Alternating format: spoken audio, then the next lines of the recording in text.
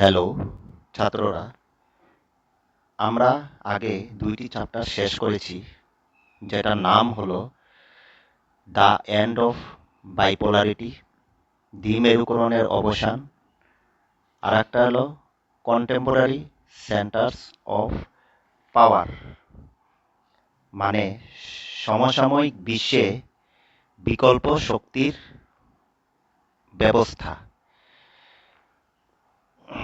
এখন আমরা যেটা চ্যাপ্টারটা আলোচনা করতে যাচ্ছি, সেই চ্যাপ্টারটির নাম হলো কন্টেম্পোরারি সাউথ এশিয়া, মানে সমসাময়িক দক্ষিণ এশিয়ার রাজনীতি ব্যবস্থা।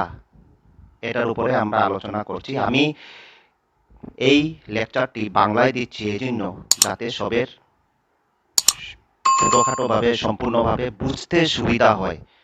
আর আমরা দুটা ভলিউম আছে আমরা জানি পলিটিক্যাল সায়েন্সে, এটা হলো কন্টেম্পোরারি ওয়ার্ল্ড পলিটিক্স থেকে আমরা এই চ্যাপ্টারটা নিচ্ছি। কন্টেম্পোরারি সাউথ এশিয়া, আমরা জানি সাউথ এশিয়া একটা ইম্পর্ট্যান্ট রিজন, একটা খুব গুরুত্বপূর্ণ একটা অঞ্চল।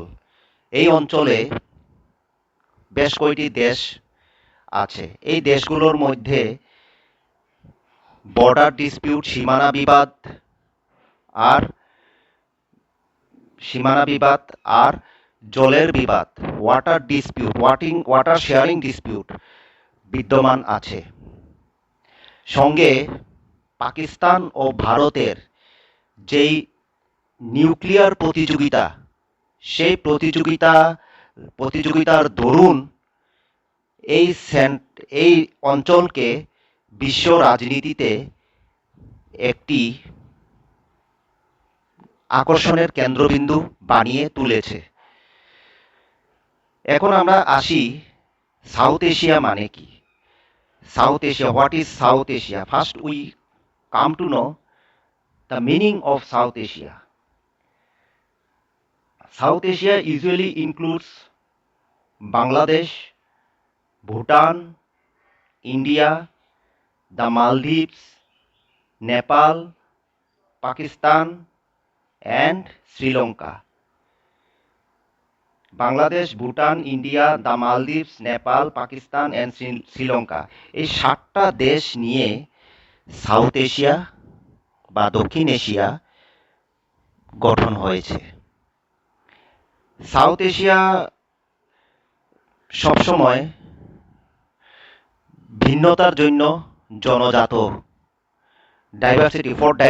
South Asia is known for diversity in every sense, yet constitutes one geopolitical space. এরপরেও এটা একটাই ভূ রাজনৈতিক অঞ্চল হিসাবে বিবেচিত হয়। এখন আমরা এই সাউথ এশিয়ার যেসব দেশ আছে, এই দেশগুলোর মধ্যে সবগুলার যেটা রাজনৈতিক ব্যবস্থা আছে বা পলিটিক্যাল সিস্টেম আছে, এটা কিন্তু সবগুলার দেশের মধ্যে একরকম নয়।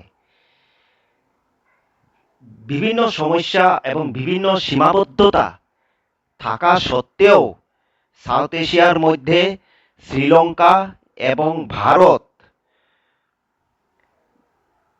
গণতান্ত্রিক ব্যবস্থাটিকে মানে প্রচালিত করবার জন্য সক্ষম হয়েছে since their independence from the British.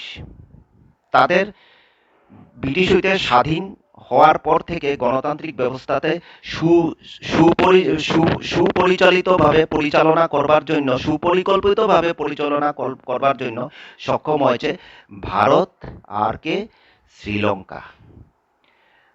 এখন আমরা আসি বাকি দেশগুলোর ক্ষেত্রে। বাংলাদেশ, ভুটান, মালদ্বীপস, নেপাল, পাকিস্তান, এই দেশগুলো, পাকিস্তান আর বাংলাদেশ একটা বিশেষভাবে উল্লেখযোগ্য, কারণ পাকিস্তান আর বাংলাদেশ সময় সময় দুই রকম শাসনই দেখতে পেয়েছে। একটা হলো জনগণের শাসন বা সিভিল অ্যাডমিনিস্ট্রেশন, আর একটা হলো মিলিটারি শাসন বা সৈনিক যেটা প্রশাসনিক ব্যবস্থা। এটা হলো পাকিস্তান বাংলাদেশ দুটাই দেখেছিল। আমরা জানি পাকিস্তান মানে পোস্ট কোল্ড ওয়ার পিরিয়ড থেকে থেকে পাকিস্তান মানে যখন স্বাধীন হয়েছে এরপরে ডেমোক্রেটিক গভর্নমেন্ট ছিল পাকিস্তানে ব্যানার্জি, ভুট্টো আর নওয়াজ শরীফের। কিন্তু 1999 সনে সেখানে মিলিটারি প্রশাসন আসে বা সৈনিক প্রশাসন আসে।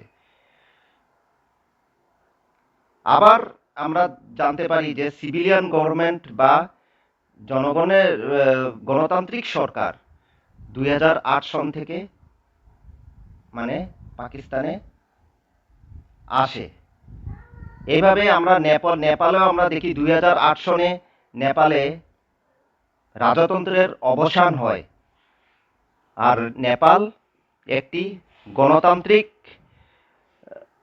গণতান্ত্রিক বা এবং প্রজাতান্ত্রিক রাষ্ট্র হিসাবে উত্থান হয় নেপালের।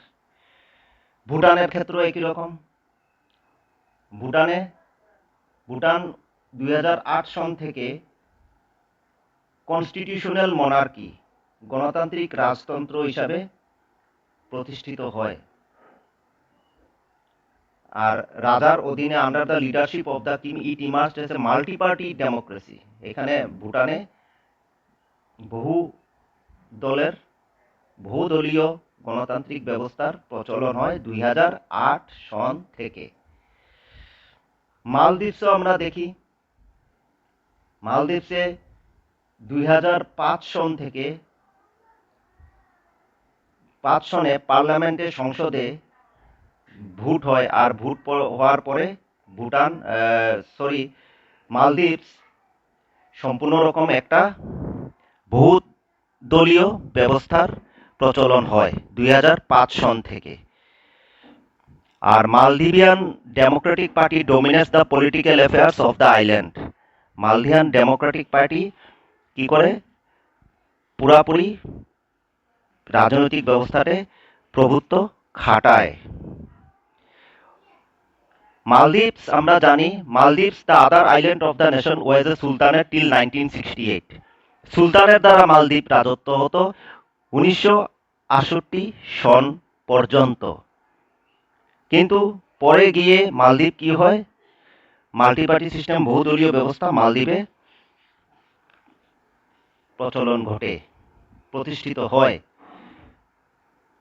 In that sense, South Asian experience of democracy has expanded the global imagination of democracy.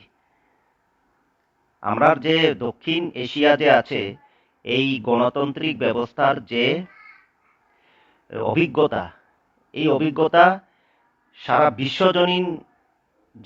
বিশ্বজনীন গণতান্ত্রিক যে পরিকল্পনা আছে এই পরিকল্পনার আকর্ষণের কেন্দ্রবিন্দু এই জন্য হয়েছে।